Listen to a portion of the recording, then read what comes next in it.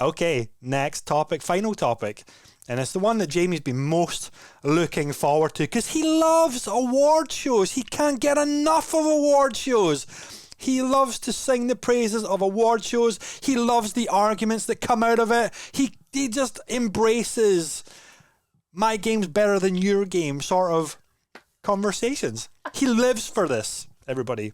Yeah. He lives for it. Famously. The Golden Joystick Awards. The Golden Joystick Awards happened, and I didn't even know they were happening. It was Sarah, you flagged this one, which was obviously great. And of course, your game that you were in won a Golden Joystick Award, Goat Simulator 3. This is pretty cool. I do love the Golden Joystick Awards. I always forget about them every single year, but I do love like this event and seeing what they pick because it always seems to be. I don't know if this is accurate or not, but it always seems to be a far more eclectic mix of games rather than like the big video game awards or other award shows like that. It seems to be a real kind of different selection of games that get nominated and games that obviously like that will win their awards as well. And I was really surprised that God of War got nominated for like hardly any. Yeah. I think it got two nominations. Yeah. So I don't know their nomination process, if it's public voted, if it's industry voted, or the cutoff times or anything like that. But it was obviously good to see Christopher Judge get nominated for a performance, and I think it was nominated for Ultimate Game of the Year as well. Yeah, it was. But but it's very, very strange that that's all it got nominated for. So like we need to maybe investigate like why, how did he choose? So clearly, to feed Jamie's opinion of award shows being fucking bullshit, God of War only got nominated for 2 awards. Clearly, the game is rubbish and it's not worth playing. And if you play God of War, you're wrong. This is what Jamie lives for. You're just saying that because Elden Ring won Ultimate Game of the Year. I'm like, you win this time. My game's better than your game, Sarah. Loser. I have not lived this down. You trash one award ceremony. You trash one, you trash them all, Jamie. I will die on this hill about award ceremonies. I would say that I am still very glad to see the devs and companies get the nod. I'm not ever questioning that these games are not deserving of award nominations. They must be, because someone nominated them, and I get it. There's a butt coming, Sarah. There's a butt coming. I can feel it. Do you think God of War didn't get as many nominations because someone very sensibly at the Golden Joysticks went, we've barely fucking played it, give us a minute? Just maybe. I don't know. But then it shouldn't be in there at all, right? Like, instead of having 2 noms, it should have no noms. Exactly. Yeah. It should have been next year's Golden Joysticks. Or we should do a 6-monthly one or a seasonal one. That would be better because then you can actually capture things like the thing that we mentioned last time. Like, if, for example, we said, "Oh, God of War missed the cutoff," is it?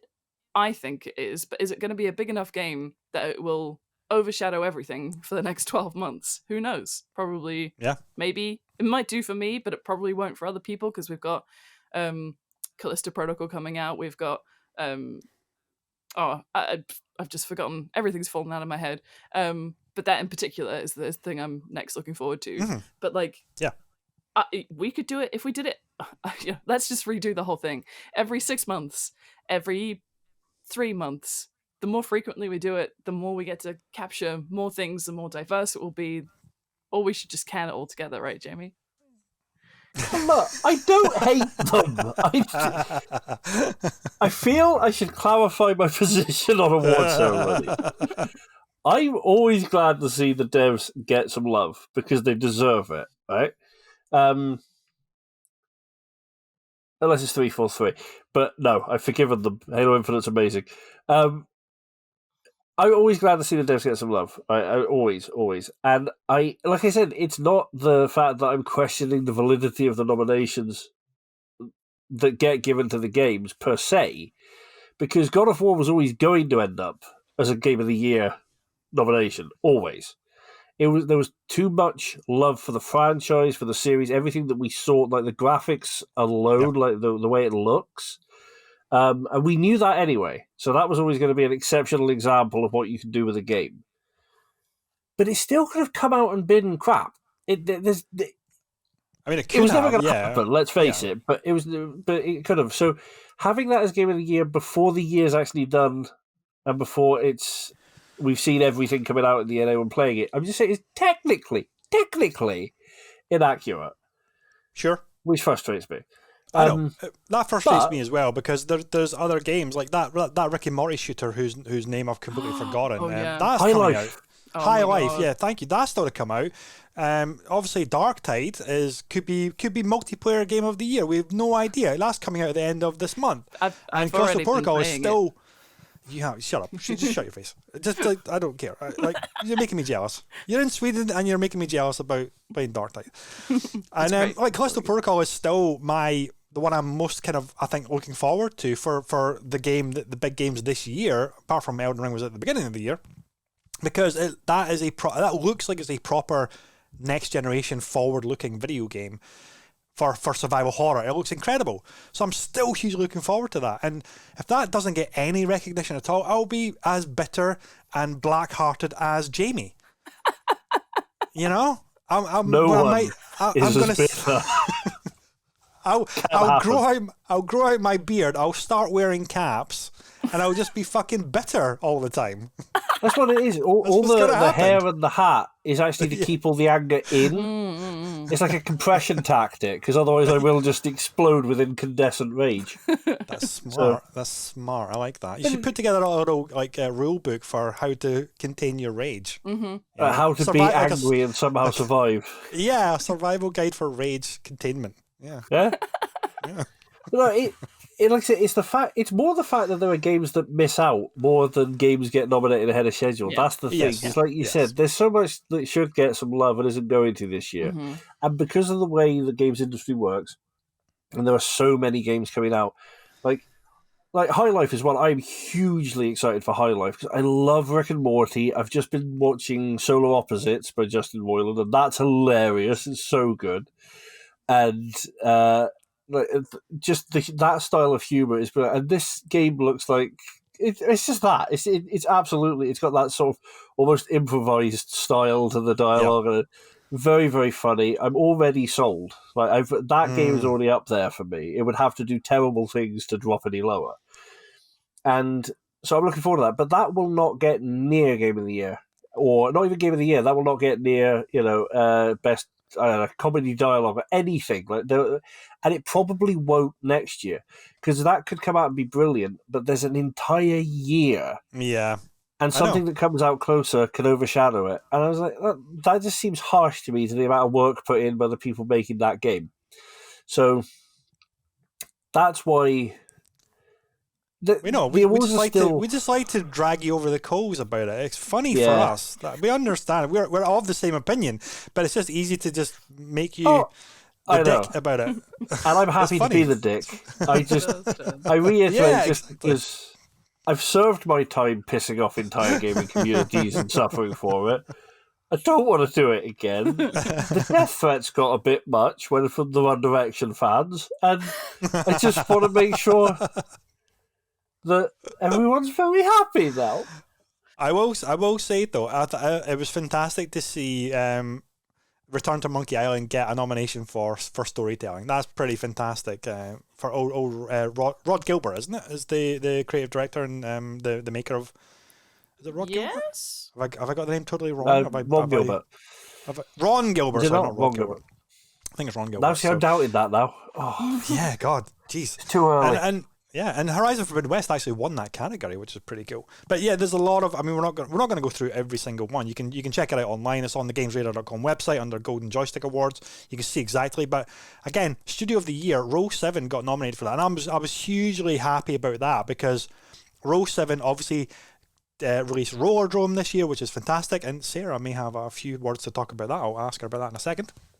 But also did Ollie Ollie World, which was at the beginning of the year. So they released two very stylistically sound, artistically, technically just so addictive games, indie games. So it's great to see them get a nod for Studio of the Year. And I just want to say a big shout out to the smaller devs that would normally not get surfaced like that. Yeah, and of course, Sarah is a voice talent on Rollerdrome, so that's got to be close to your heart as well.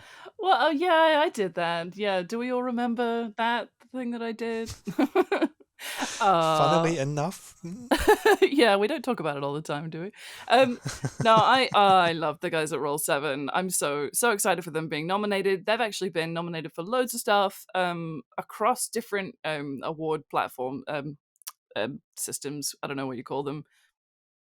But they've been nominated. Award bodies. Yeah, award bodies. There we go.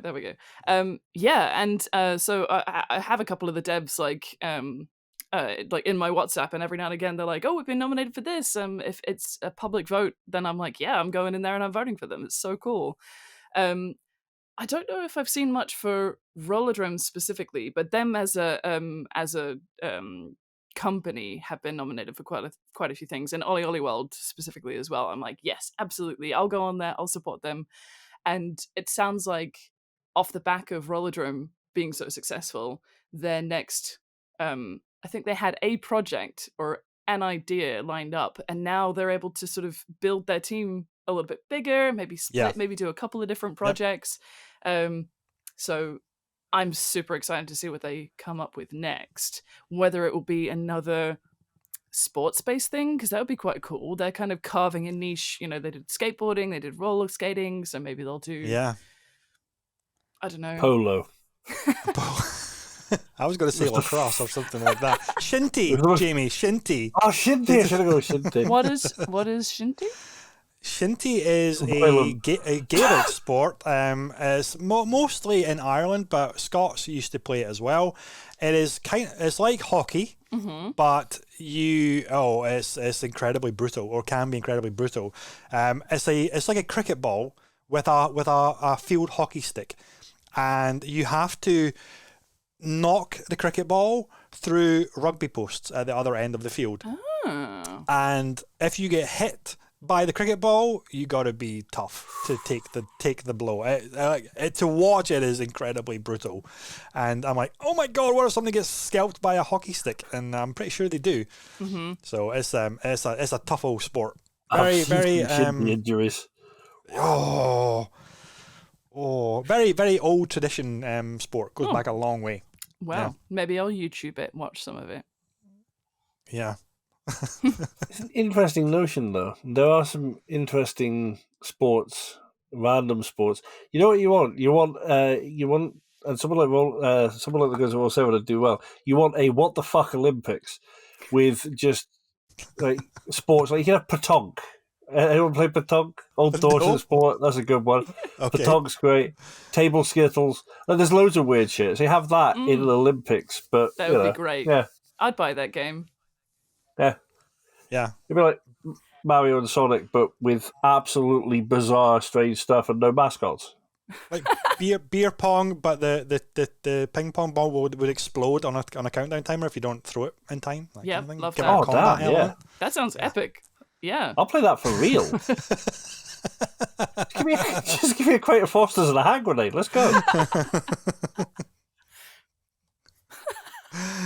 God, I mean, what do you say to that? Anyway. Yeah. So yeah, really, really great to see so many games that were not surfaced in other award bodies and other platforms get kind of mentioned here. It was great to obviously see PC Game of the Year went to Monkey Island, and obviously Grounded got a shout out for Xbox Game of the Year, which was obviously great because that didn't get any attention at all at the Game Awards and other things as well. So I really like the Golden Joysticks, probably more so than most other award bodies, because of that variety. It seems to be a bit more eclectic, a bit more varied, and I really like that one.